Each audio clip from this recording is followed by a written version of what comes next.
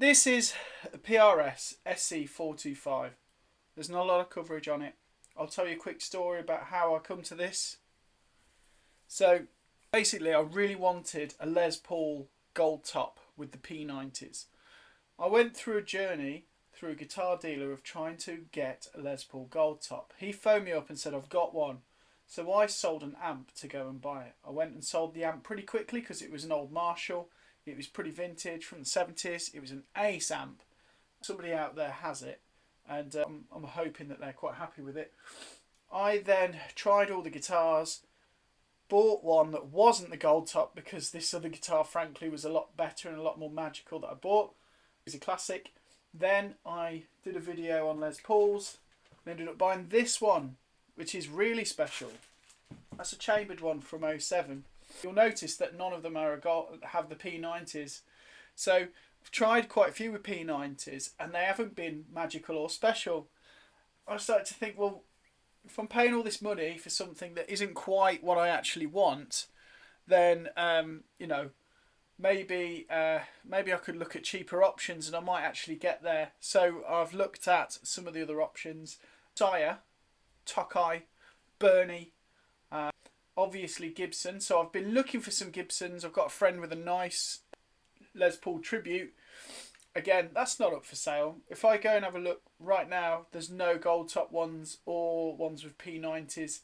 So it depends. Sometimes you'll get one in a week come up, and I've noticed the prices are going right up, which is not a problem. But for me personally, I've got plenty of guitars. I just wanted one with that sound and flavour. I've got a Magic Les Paul. I've got a great Strat. I've got a great PRS that I like to use. So I kind of started running out of options. I looked at the Yamaha Revstar, really nice guitar as well, and you can get those with the P90s. What I found was I want a P90 with this layout, so it's got 2 volumes and 2 tones, and that's really important to me because of the silence thing that you can do. So if I get a P90, I've got an amp now. Here's our resident amp. It's the Friedman BE Mini. It does have gain, so I've just turned up the volumes. Okay, if I put it on the bridge, you'll hear now.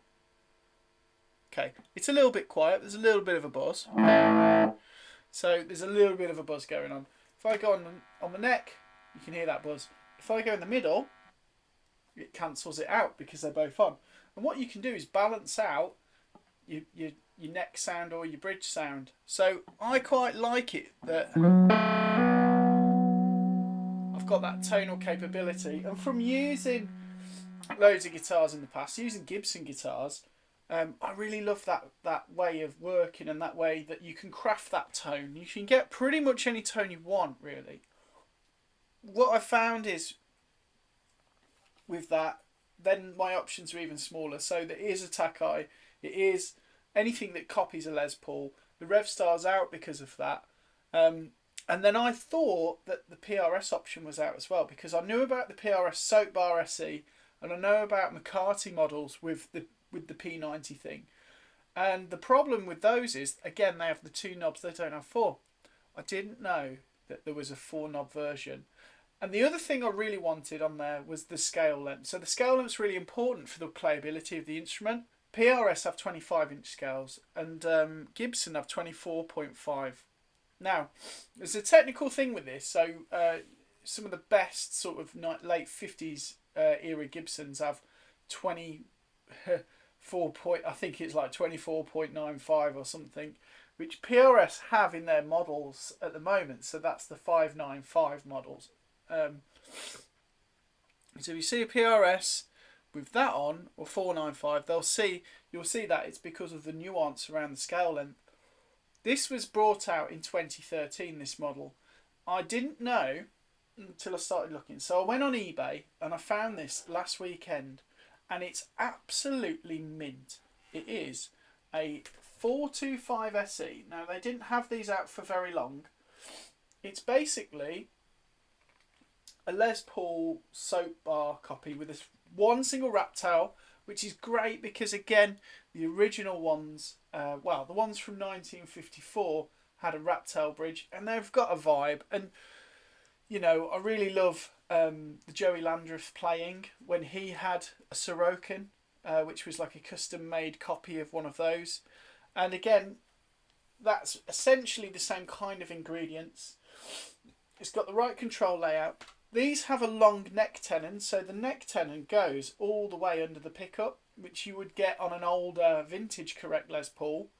They've got the right scale length. They've got a wider fat neck, which after playing lots of Gibsons, the shoulders are a little bit different to a 50s neck, but it does have that vibe. It's not bound round the fretboard, which you get on a real sort of 54 model, but it does. But the tribute models have a similar layout to this. The frets are wider than you get on a Gibson, so they are kind of a bit bigger, a bit meatier as in a piece in the frets. And it weighs 8.5 pounds, which is the kind of a sweet spot if you're looking at vintage instruments. It's actually my heaviest guitar, so other than the one I made, but it's just a little bit heavier than my McCarthy core model.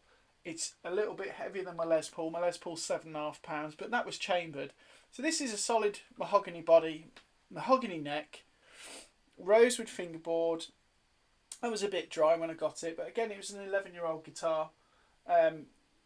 It's got a relatively flat top compared to a core model, so I would say I always think it'd be nice if it was sculpted out a little bit more, but it does have a curve at the back, so if you like going to Greg's at lunchtime sometimes like I do, that's great, you know.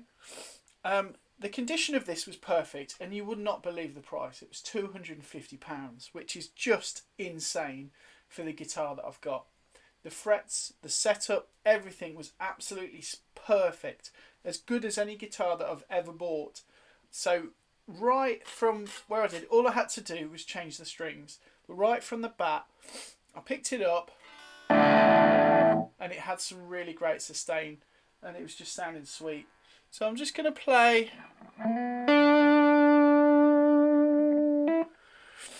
Just going to play it on the new Stig amp. So our Stig amp is this Friedman BE Mini. It's really cute. It's got a nice touch response. So when I play it right now, it's kind of a bit like a JTM 45 cranked up.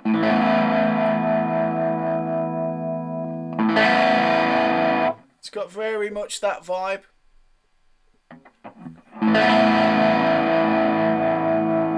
So what I'm going to do, I'm just going to dress it back a little bit.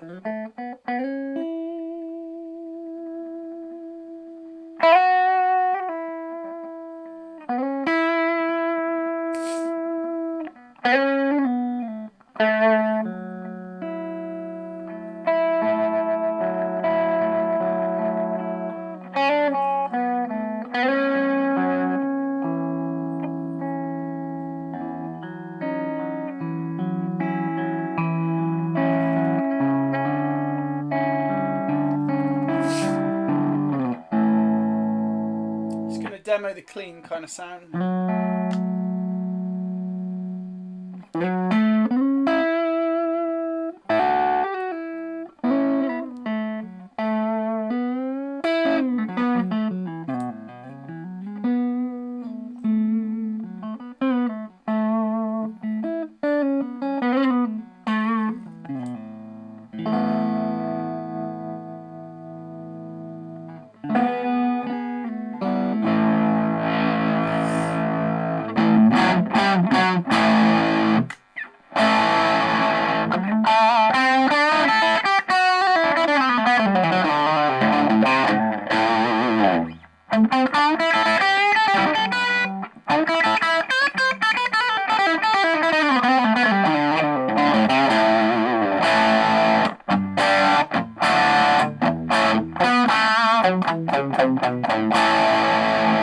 It's pretty rock and roll. It's pretty obnoxious, which is the kind of thing that I wanted from the P90 sound.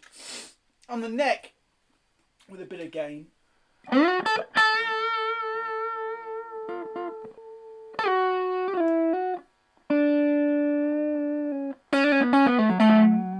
So this is the sound through a clean setup. So again, We're using the resident amp, the Friedman, but what I have here is a Steel String Supreme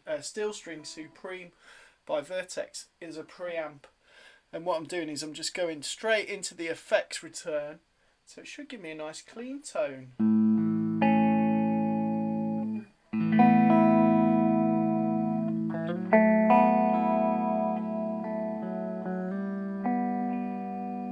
It's quite touch responsive, isn't it?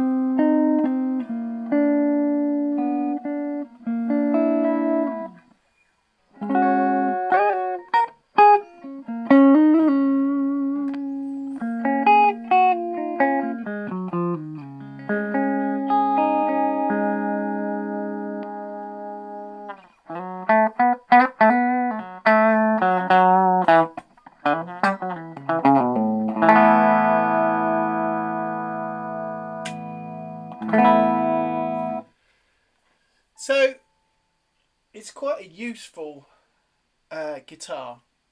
It's a lot heavier than my other ones, but it's about the right kind of weight for this sort of recipe, this sort of thing that I've ordered. So will it stop me from wanting a gold top, an original gold top? No, it won't. Have I got the money right now for that? No. I'm having to balance this whole thing through money I'm getting through gigs, which is great. You know, looking after a family, and I've got young children. I can't justify spending all that money right now. It's still a long-term goal. But the actual itch of having a nice guitar with P90s, I can go and do gigs. It cost me £250, obviously on the used market, but it's like new. It's literally like new. There's no dings on it or anything. I can't believe that it survived this long. When I got the guitar, it had its original strings on it, and they were rusty as. But I think it's really growing on me. I love playing it. I can play it for hours and just keep enjoying it, which is a good sign. It sounds great with gain. It sounds great with clean, and it's just bringing me a lot of joy. Modifications, there are none. It's completely stock. I will modify it a little bit.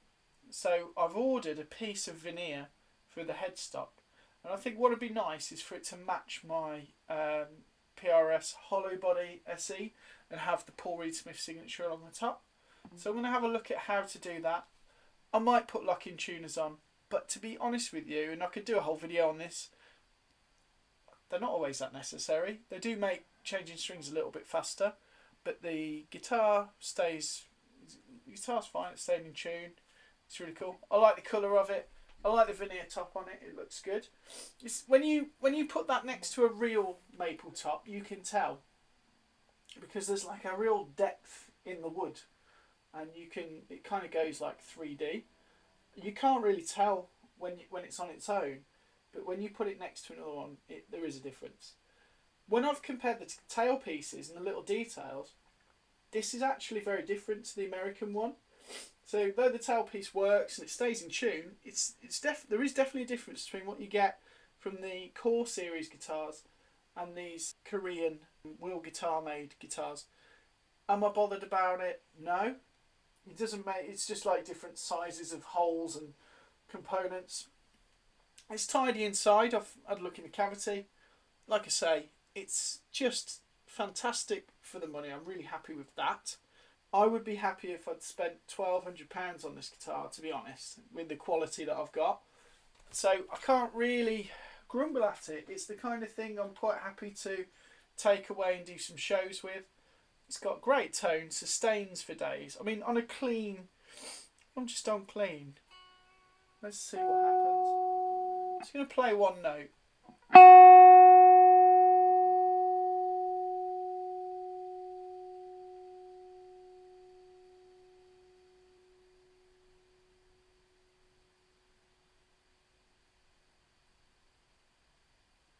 Finally died.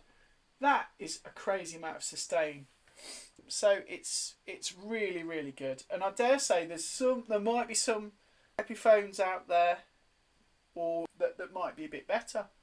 But it's this hunt for them. And I think this is the thing with PRS. A lot of people will say that they don't have any vibe, or they might say, you know, they're a dentist guitar or something like that. I'm a working guitar player, so I do sessions for people. I do a lot of gigs, and I probably have, well, I do have more PRS guitars than I have any other guitar. I've had, with the Gibsons, I've had a couple of Les Pauls and an SG and a 335 and all of that kind of stuff. And I do love my Gibsons because they have character. But every time I've bought one, it's been like I've been trying loads out to get that result. With the Fender stuff, Fenders have a really good consistency and they have the vibe, but they don't make... I feel that their humbucker guitars and their P90 guitars are quirky, but they're not quite doing the Fender thing. And the Fender thing, kind of like, you know, when you've got humbuckers and P90s, you're relying on the sustain. This delivers that. It delivers that, and it delivers it every time. And I have less trouble with PRS guitars in general. You know, I had some problems with the Silver Sky that I bought. I bought that brand new. I think my hollow body SE that came was absolutely perfect out of the box. Straight from China that was, and it worked great. But the core model that I've got, I've had to refret that because I've used it so much. You know, I know that guitar so well. The PRS stuff is so dependable. That's why you'll find them on all the professional stages. People just prefer them because when your next gig, when that gig is your future, you know, your future relies on that gig going well, you tend to pick dependable stuff. And sometimes you might... I've done it myself. I've had a few guitars. I've had like a Fender with P90s that I thought, oh, cool, let's take that out. And then there's been a slight issue with it where these are so consistent. I mean, the neck carve on this is exactly the same as my core McCarthy from 2000. That, you know, this is 13 years newer, and it was made in Korea based on some specifications that are going to obviously be similar. But it feels straight away, I picked it up and I could play it just like I play my McCarthy. So all those little nuances and those differences really have that, give you that feel and that vibe and that dependability. So it's a little hack. If you are in the market for something with P90s, these are far and few between, but you can pick up a bargain. And I'm really impressed with it. I really am impressed. I'm going to have to do some more shows with it, see how it goes in the wild. But so far, loving the guitar. Be excellent to each other. Thanks for watching. So this is another Bob Marley song with a twist. And if there's a section that you know that you can sing along to, then do sing along, because there's a section that I'm sure you'll know. So I'll hand over to this wonderful band.